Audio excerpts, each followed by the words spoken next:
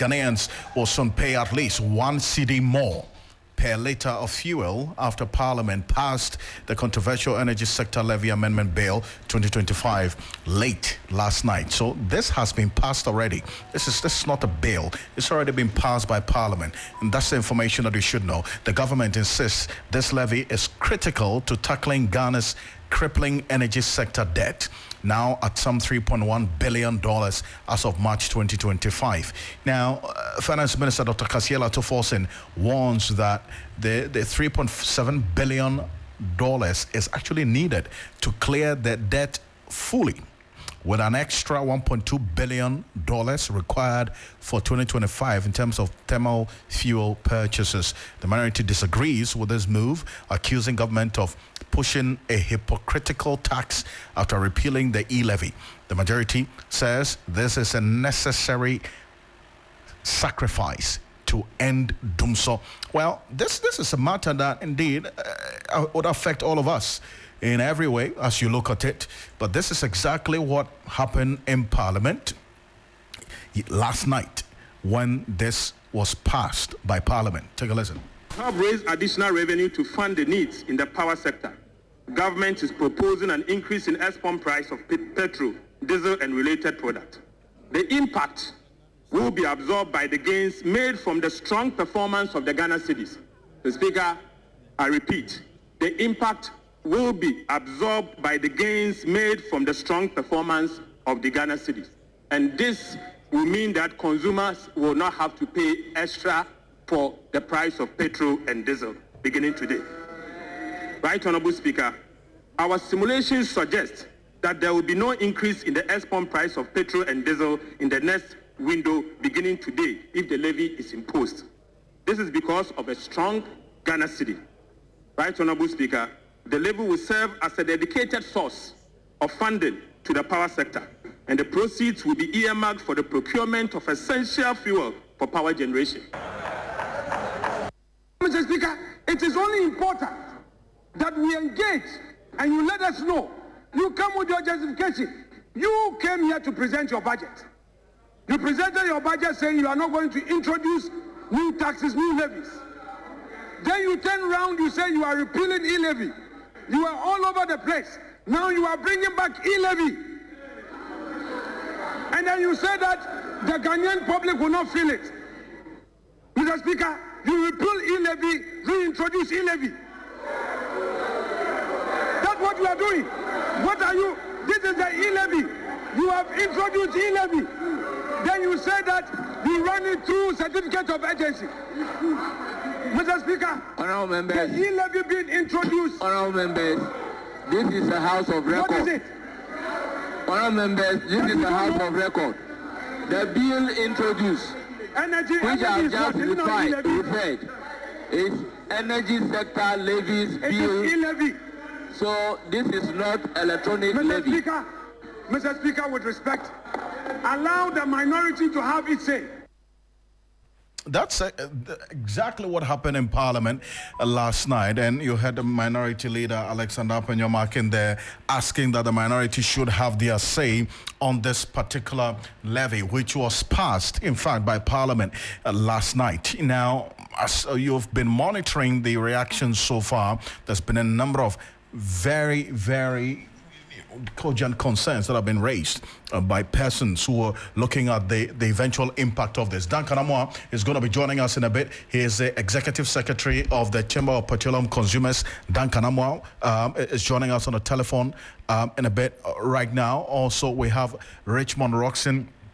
He speaks for the Energy Ministry as well, to have a quick conversation on this, and especially taking into consideration how all of this is going to impact the consumer. You're listening to us right now. Now, just for the benefit of all of you to understand the details of this tax handle that has been approved by Parliament last night, the energy sector debt profile as of March 2025, according to the Finance Minister, Dr. Kasiela Tuforsen, stands at $3.1 billion. That's $3.1 billion. That is what we're told right now is the current profile. The immediate financial obligations, as we're told now, is that some $632 million is required to restore guarantees. And then also some $3.7 billion is needed to clean up the total energy sector debt. That's $3.7 billion. That's the total debt that we, according to the Energy Ministry, in fact, the Finance Minister put the figure to it. Now, if you break that down, we're also looking at a projected fuel procurement cost for this year, $1.2 billion.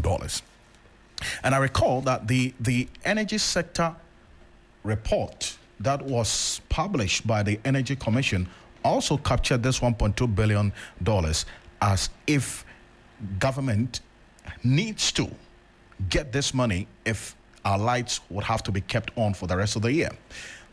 According to the Finance Minister, the purpose of this levy is to address the growing shortfalls in the energy sector. That's number one. And then also reduce legacy debt owed independent power producers, state-owned enterprises, and then fuel suppliers. And I'm going to tell you how much is owed all these various sectors that the Finance Minister talks about. Independent power producers, in 2024, there was a shortfall of some $395.25 million, which government had to pay. And if you convert it into cedis at the prevailing rate of 11 cedis, for instance, you're going to be getting over 4.3 billion cedis. That was paid to the IPPs in terms of arrears. Now, at the prevailing rate last year, 2024, the payment went over 5 billion cedis. Now, for the payment to fuel suppliers, in 2024, based on the information from the Finance Ministry, some $775.12 million was paid as arrears, shortfalls by government to fuel suppliers, $775.12 million. Fundamental question is, are there other ways that government could have explored to raise more money and then also cut down the inefficiencies in the system and spare the consumer of the burden of this levy? That's the question that the likes of COPEC have been asking, and we'll get into it shortly. And then also, the Finance Minister says that this levy is meant to stabilize power supply across the country to support economic growth and then also protect households. But what's the real justification for this beyond all of this? That's the question we're asking the Energy Ministry right now. And Richmond Roxon speaks for them, is joining us on the telephone. Mr. Roxon, good evening. Thank you for joining us. Good evening, Alfred, and good evening to your cherished listeners. I also have Dan Kanamwa. He is Executive Secretary of the Chamber of Petroleum Consumers. Mr. Dan Kanamwa, good evening. Thank you for joining us. Thanks for having me, Alfred. Good evening. Great. And Mr. Roxon, and I'm sure that after last night with Parliament approving this and the reactions today, for you as a ministry, you have been monitoring that as well. What exactly is the real justification for this beyond what consumers have asked for, so that when you work the module, how much of a solution is this levy bringing as against the burden that it could be imposing on consumers in the medium to long term? Alfred, just before you called in your synopsis, you gave a very beautiful background of some of the challenges that we face as a country when it comes to our energy sector.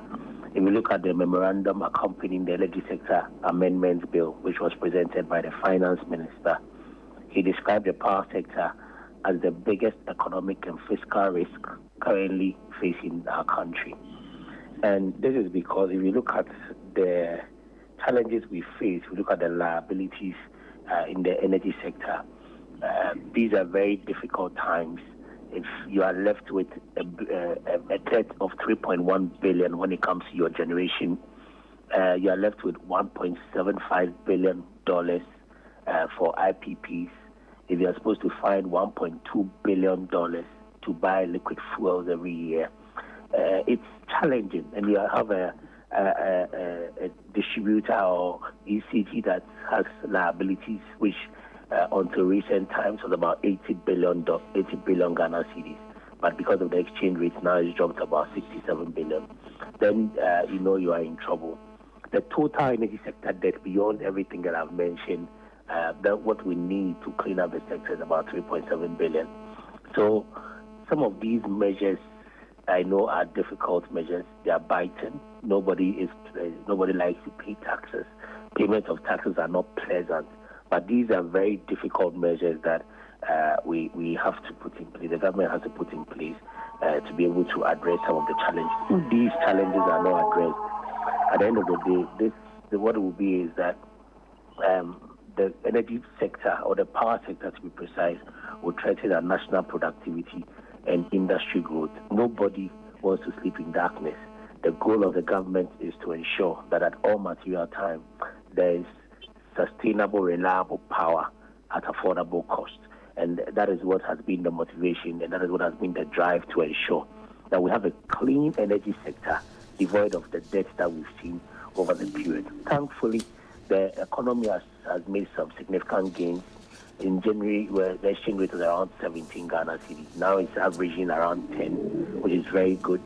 It has had significant impact on fuel prices. If you look at what the year started with, averaging around 16, 16.5, and now you're doing around 12 because of deregulation. Some OMCs are selling 11 point something, others are doing 12. But averagely, I'll take the average as 12. And so if you've seen about 25% reduction, moving from 16 to 12, what the government is saying is that the people of Ghana should support. And at the end of the day, with the support, we'll be able to raise some revenue. It's not the revenues that the government intends to raise will not deal with the problem. And that leads me to my next question. You see, I'm sure with the module, you've done some projections of how much you're going to rake in and over what period. I mean, yes. how much do you project to rake in from this levy? Annually, our consumption is around 5.2 million metric tons for the year. If you convert that to liters, you're looking at some billion. We're charging 1 cedi averagely on every liter of petroleum product that is consumed. That means we are estimated to make a little over 5 billion Ghana cedis. That will not be enough to solve the problem, but that is a significant gain. So this is like a burden sharing between the people of Ghana and the government to ensure that the power sector is cleaned up. Like I said, it's not just about raising money. The problems are being tackled in a very multifaceted way. Beyond raising revenue, we are looking at the fuel itself. We're looking at investments in natural gas, the construction of second gas processing plants. Because if you look at the cost between natural gas and liquid fuel, it's almost half the cost. I see. If you're doing 1.3 or 1.2 billion in LCO or liquid fuels, and you're doing natural gas, you can save at least half the cost.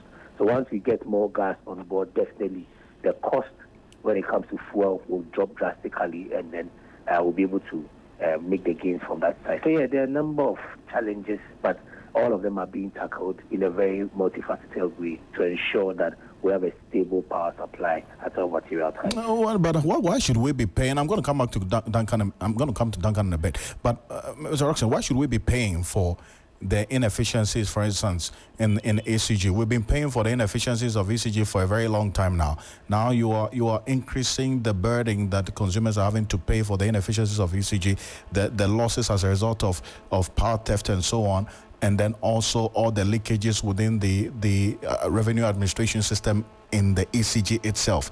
Why are you not tackling that problem? Alfred, instead of rather now you're going to impose levies on us to pay? No, Alfred, that's not entirely accurate, and that's just an aspect of the problem that you've tackled. If today ECG is able to collect all revenues for power sold, and they even recover the money at 100%, there are two critical components that are not part of the tariff structure. The two will be, number one, the cost of procuring liquid fuels to power the thermal plants, and number two will be the cost of reserve margin. Those reserve margins and these two costs are not part of the tariff structure. Over the years, it's government that has taken the burden upon itself. So even if we're able to turn ECG around and it's 100% efficient, we'll still have to make provision for the fuel. It's like having a vehicle. Your vehicle is beautiful, but you need fuel to make sure that the vehicle can move from one end to another. And that is why I said that the problems are being dealt on in several ways to ensure that instead of relying heavily on liquid fuels, you should be able to replace it with natural gas to reduce your cost drastically.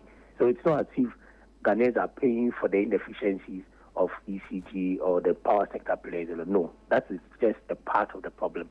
The other part is that even if we get to 100% efficiency, there are two critical components that must be tackled. What should have happened is that ordinarily the cost of producing, buying the fuels, which will be part of the cost of producing power in general, should have been added to the tariff. But the simulation showed, done by PURC, shows that if that cost of fuel is added to the tariff, electricity tariffs would have to go up by 68%. And the government found that ridiculous. That is why the government tried innovative ways to be able to come to this conclusion based on the stakeholder consultations with industry players to be able to go with this option. Otherwise, Ghanaians would have seen an increase of 68% in electricity tariffs within the period alone, which the government found unsustainable and unreasonable. I'm going to come to Duncan now because, Duncan, you hear the Energy Ministry talk about stakeholder engagement, and you are a critical stakeholder in the energy space. But then again, you have expressed some disquiet about this levy from the consumer's perspective, and that really government could have explored other avenues and not necessarily introducing another levy to burden the petroleum consumer, essentially. And that's all of us, because even if you're not driving, you're sitting in a car, so you definitely will be impacted by this levy somehow. You've heard the Energy Ministry's explanation, left with some $3.7 billion required to clear all the arrears in the energy sector. We are going to have to burden share. Government would have to pay it alone. Does that suffice? Well, Alfred, we don't do, as it were, the money sharing when they are creating the mess, especially in the power sector. They don't share the contracts, the opportunities, the containers that some people will carry and do whatever with it.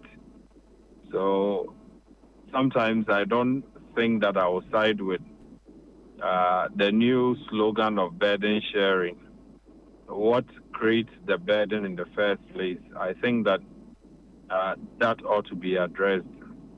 10 years ago, like I always say, we were hit with ESLA, Energy Sector Levies Act, 21st of December 2015. That went to Parliament. By 23rd, it was passed or something thereabout before they rose. By the 2nd or 3rd of January, it impacted on fuel prices heavily. At that time, fuel was impacted about 78%.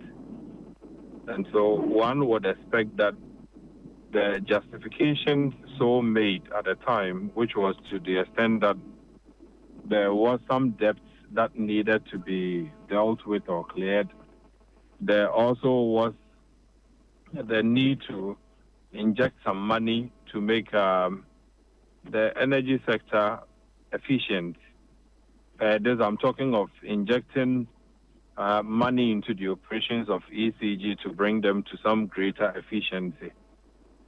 Alfred, 10 years down the line, the data would show that contribution of 29 billion from Ghanaians within the period. Yet, the debt overhang at the time of 2.2 billion, at the time of an exchange of about 3.8, you would realize that of the 7 billion, 8 billion that the sector owed, for which we were originally told ESLA could take about 5 years to clear that debt. The data again will show that it's been, 10 years, almost literally. The debt that we expected to clear of 2.2 billion, for which 29 billion has been collected over the period, we've not been able to clear. We've been able to pay off just the BDC debt.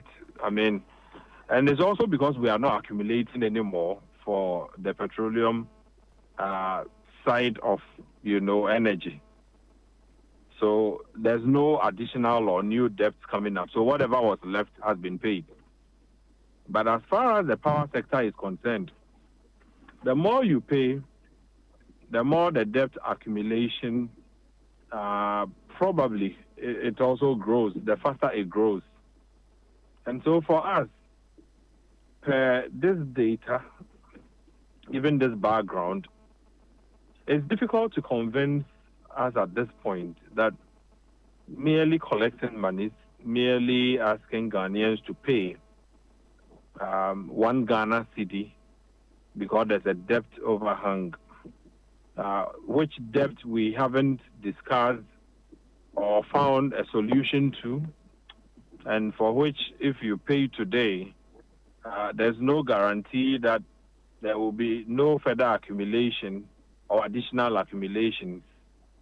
And so it looks as though the same script 2015, we had issues with the energy sector, debt, crippling debts that we needed to take care of, things that we needed to address with money. We brought and threw the money in. We went to sleep and forgot about issues of transmission losses, issues of corruption endemic within the sector, issues of bad management decisions within the sector. We went for the money. 10 years down the line, the money has proven not to be the panacea that we needed to address that challenge. And so I wonder why we'll be repeating the same script at this point when there's ample evidence that people have taken very bad decisions. Just the past government and the way the sector was handled, that an individual could decide to, as it were, import stationery whose requirements could last for up to 40 years. Nobody is surcharged, nobody is sanctioned, nobody is jailed. So there's no deterrence. There's no abhorrence whatsoever for the very extremely negative practices that some of these management, members within the power sector have subjected all of us to. And so you're expecting that these inefficiencies would be addressed, before or alongside this the levy we're all to pay, or the levy shouldn't have come in at all? If we deal with these inefficiencies, we should be able to make up for the shortfalls and what we're being asked to pay for now. Alfred, it is a lot easy for us to get to a point where that a debt is ring-fenced, right? If the debt is ring-fenced and we are not adding, thousands or millions of dollars daily, and you are told, okay, this is how much we owe. So given the current 1 cedi, within a period of 6 years, we should be able to clear the energy sector debt completely. So Ghanaians should help us. I'm sure, Alfred, most of us would come to a certain agreement. But as it stands, ESLA since 2015-2016, since its introduction, the same, conditions were at play as of the time. Nothing has really changed. There was a debt overhang. We needed to get, Ghanaians to contribute to clear that debt. We've done the contribution. The data will show that we've paid so significantly, yet we still owe much more significantly than at the start of when ESLA was actually introduced. So perhaps we are putting the cart before the horse until we get to a point where we are able to stop the mountain debt or the debt from accumulating altogether. We may be going round in circles. You pay for this, like Richmond said, there's the actual need for some money or funds to be used to buy liquid fuel. to power the plants. If there's also the money available, it should be easier for even the international oil companies that work from Ghana to ramp up, gas production to us, which is like half the cost of liquid fuel. And so if we had the money, it does something. It could do something. But Alfred, why Ghanaians are complaining at this point is that we have almost always gone for the money without tackling the very crippling issues, the bad management issues, the corrupt practices, the transmission losses so generated, ministries, departments, agencies that consume free electricity, although they have their budgetary allocations and will not spend on electricity, for which you and I are expected to pay for. If we don't address these issues, coming to collect one Ghana will just be a flash in the pan. You will not resolve anything. You would only be piling pressure on the Ghanaian who is already suffering and complaining of high cost of living, for which the government sought to be sensitive by reducing and removing some of the taxes, e-levy, for instance. I'm sure the reason we did that was to get Ghanaians some relief. Unfortunately, you take off e-levy, then we introduce, ECG levy or whatever people want to call it, of 1 Ghana cedi a litre. That is quite significant. And I think that the same pressure that the government was seeking to take off our shoulders, the same government is adding it back to us in multifolds, and that is not good enough. And Mr. Roxon, and this is where the concern is, that, we have a history of ESLA. And as Duncan has clearly and eloquently elucidated there, ESLA was projected to deal with the energy sector debt over a 5-year period. It kicked in 2016. So all things being equal, by 2021, thereabout, we should have done away with ESLA. ESLA is still on our books. When we go to buy fuel, we're still paying for the energy sector levy account. And now you have increased that with another 1% slap. What is the real justification that you're going to do things differently when we have this rather sad past with ESLA that we couldn't manage well and has led to this point? Alfred, I agree with Duncan in part, and I agree with you on the question concerning ESLA.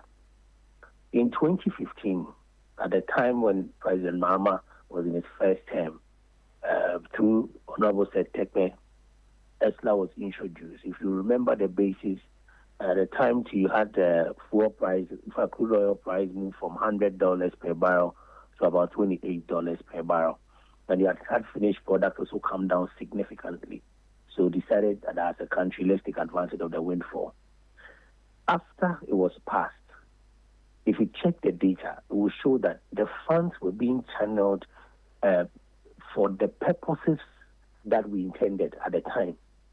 You had a new administration, the previous administration come in, and they diverted the funds. They dissipated the funds.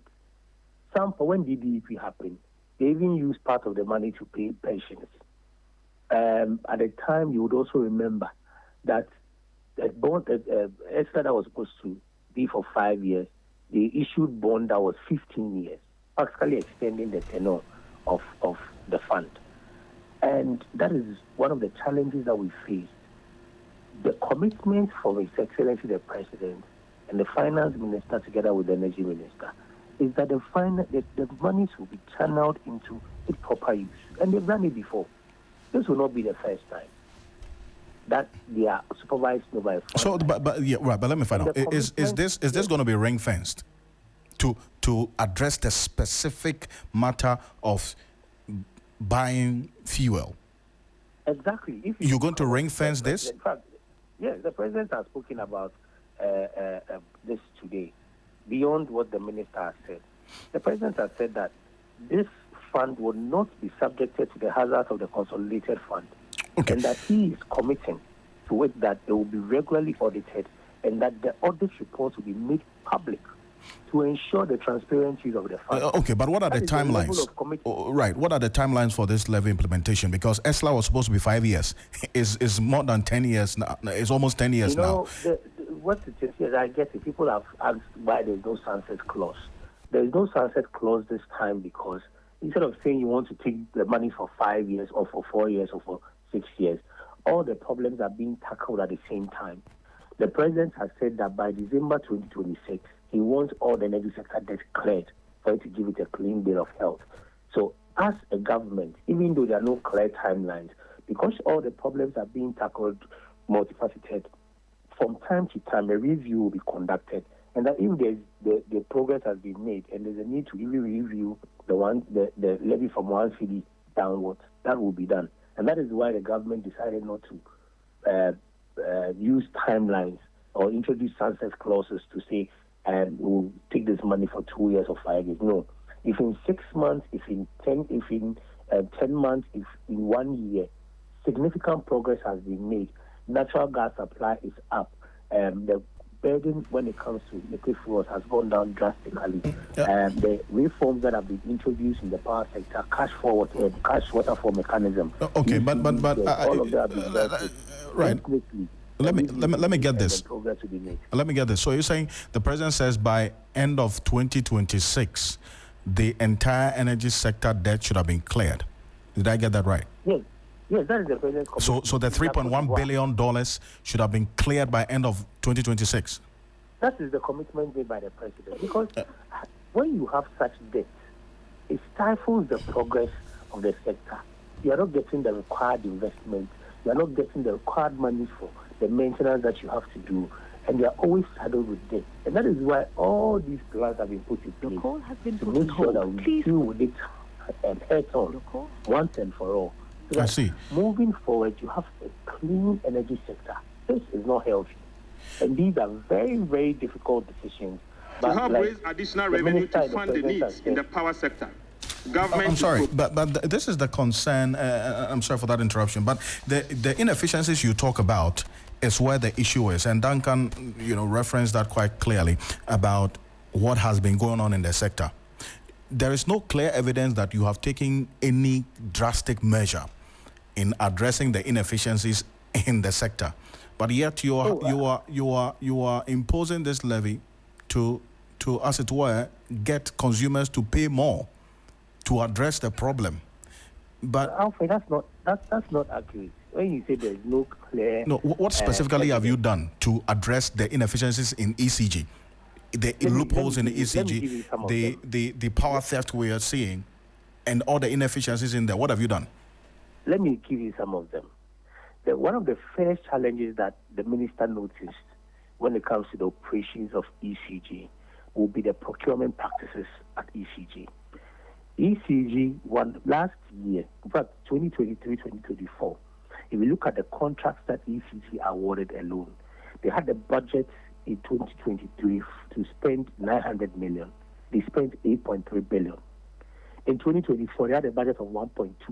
They spent over 8 billion. So in 2 years, instead of spending 2 billion, they spent over 16 billion. 72% of the monies that they spent, the contract that they awarded, were without board approval. A significant number of these contracts were sole sourced.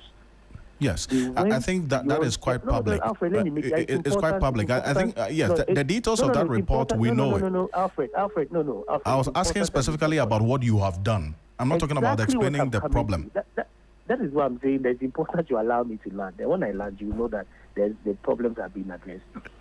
No, I talked about, I want about the solution, because the problem we know, as I just announced. If you allow me to answer the question, you get the results you're looking for. What the minister has done is that, number one, ECG has been barred from non-essential purchases. That's the first thing, to deal with that procurement challenge that in 2 years led to 16 billion expenditure. Number two, ECG is supposed to share their quarterly procurement plan with the ministry every time to ensure that monitoring is enhanced. Once the monitoring is enhanced, definitely they will not be able to exceed that.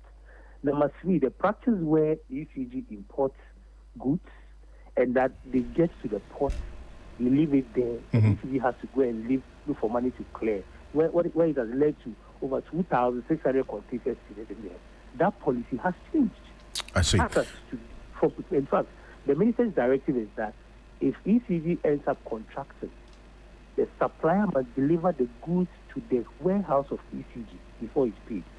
On the specific case of the sole sourcing, the over 76% sole sourcing that you talked about, what have you done to address that as well? The matter has been referred to the Attorney General's office and the security agencies.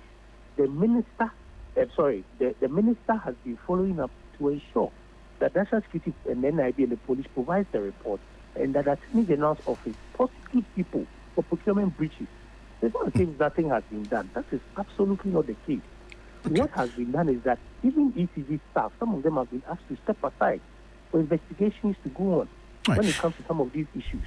So, as I said, the problems are being tackled in a multifaceted way to ensure that at the end of the day, you get results from all fronts to give the sector a clean bill of health. Right. And I wanted to hold on a bit for me because the finance minister yesterday in Parliament talked about the fact that the appreciation of the cedi against the dollar could absorb this increase that we're seeing of the one cedi. And in fact, if you do it in the analysis in terms of the gallons, we're talking about 4 cedis per gallon. That's also quite huge. And that, you understand why the consumers and Duncan's perspective to all of this. And this is why I bring in Dr. Riverson Opong, who's the CEO of the Chamber of Oil Marketing Companies. Dr. Opong, good evening. Thank you for joining us. Good evening, sir. How are you? I'm well, thank you. It's good to have you. He's joining us on Zoom right now. Dr. Pong, I want to find out from you whether what the finance minister said yesterday, that the appreciation of the cedi would cushion or absorb this increase in the ESLA. I'm talking about this particular levy that has been approved now with an additional 1 cedi. The appreciation of the cedi would absorb the impact or the burden of this levy. Is that one that would happen per your own projections as oil marketing companies? Thank you so much for the question. I think obviously you don't need any degree in economics or finance to understand that that's a wrong justification, because there is a natural variable and there is artificial variable in any price deterministic factors. And this particular one is the artificial one. When you look at the price build-up today, there are 2 variables that really affect the pricing mechanism. That is the Forex, indeed, because we are importing it and we're using USD, and also the benchmark price itself, be it Platt or Argos, okay? The shortfalls we saw, or the downward movement of the price we saw earlier on this year, the first quarter, was never due to the cedi appreciation or stability. It was due to the fact that there were some geopolitical instances which no government in Africa control, okay? So that is why I was very particularly happy last year that no politician used fuel price as a bait during the election campaign, because these are factors nobody control, not you and I. We can only predict and just make noise about it. So already we've seen that the Platt price is going up, and we cannot also avoid the Platt price going up during the winter days because of high demand and from historical data. So, I mean, let's also understand that we move from $7 cedis per liter to wherever we found ourselves, because the international market price and the cedi depreciation were both factors, as a matter of fact, not just the cedi depreciation. So you cannot use cedi appreciation alone to say that let's bring a 1 cedi to cushion and I'll say a sector or a subsector which is struggling with corruption and then improper management. Okay, so basically, why would the downstream sector be the one to suffer? And as a matter of fact, I'll be very honest with you that even with this sharp the decline in the fuel prices, you should be aware that you and I have not felt it so well in our pocket, because it takes time for things to fall in place. Even though fuel prices are coming down, it's not everything that is aligning with it. And this is where we are as a country. When fuel prices go up, everything goes up. But when it's coming down, it takes time for everything to come down. And that's a question I should be asking you, is it not? Why don't you allow the full effect of the reduction? No. We at the OMCs, we get our prices done. Today, OMCs are sitting at 11.75. We adjust immediately. We are not the other side of the... Yes, but you indicated that the full effect of the reduction is yet to be felt by consumers. That means we could have gotten a better deal from you, but it's going to take time. No, that's what I meant. That's what I meant. What I meant was the current 11.5, which is being sold, is the actual lowest it could be per the calculation we have. Okay? But what I mean is that from economics, it is not reflective in other subsectors which depend solely on transportation or on fuel. That's what I meant. Right. So going back, saying that we added the one city, that would take us where we are to 13 cities. And that's today, if it is implemented. You're waiting for GRA or MPA, but that's where you're going to be. Move from the 11.75 average to 13. Oh, but the minister says that the finance minister says that is not going to affect the pump prices. It will affect, my brother. It will affect. What that means is that we're going to move from the 14.4 total levy to 2.44. What does that mean? That we're going to be affected? We're going to be affected immediately. That's untrue. But Mr. Roxon, how do you answer to this? That position espoused by the finance minister in Parliament yesterday, that this increase would not reflect at the pumps. I think it's important that you take that statement in the context with which he made the statement. What context exactly? What the finance minister said was that the simulations have been done. If you look at the pricing window for the period, the exchange rate has performed better, and that the gains that consumers were going to make at the end of the day, the replacement of the levy will bring that to equilibrium. Basically meaning that if prices were supposed to go down to maybe 11 or 10, and then the one city is in there, it will keep the price at where it is now, the same 11. Basically, that's what the finance minister was saying. I see. If you look at the window, the prices, they will not affect the prices because of the gains. When you look at the benchmarks for price indicators, the crude oil, the finished products, which we normally use the Platts benchmark, and the last one will be the exchange rate. The exchange rate has performed better within the period. So that's what he meant by that within that. If you look at the simulations that have been done, they don't expect that there will be changes in the price because of the gains. I see. Dr. Roxon, does this explanation suffice? No, it does. I mean, that's correct. So that's exactly what I said. So he is looking at the fact that the prices are coming down. So he's moving from where we used to pay 15 cedis per litre to what we have today at 11.75. So if it goes to 13, it's still better than the 17. But what I'm telling you is that it is a very wrong assumption, because the CD is not the only factor for reduction or increase in the petroleum price. Right. I see. And obviously the crude oil price on the world market also plays a role. Exactly. And it's already going up. With all due respect, it's already going up. So the next window, if this policy or this act is implemented, already from today's price window, you're looking at 13. If it goes up, then we can be looking at 14. Then Did we go or did we come? No. I see.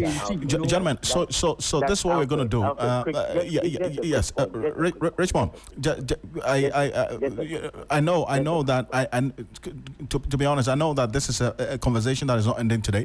So we're continuing this conversation on Ghana Tonight at 10 p.m. Dr. Riverson Opong is going to be with us, and then Richmond Roxon, you'll be with us as well. So, gentlemen, thank you so much, and I do appreciate your time on this matter. Thank you for joining us. Thank you, too. Dr. Riverson, thank you so much for joining us. You're welcome.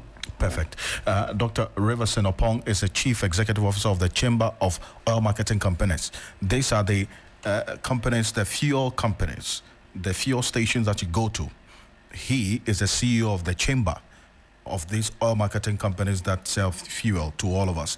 And then you heard Richmond Roxon as well. He speaks for the Energy Ministry, talking to us. You heard Duncan Amoa as well earlier. He is the Executive Secretary of the Chamber of Petroleum Consumers, COPEC, also talking to us. And the President, John Dramani Mahama, has been speaking about this just some few minutes ago at the Jubilee House when the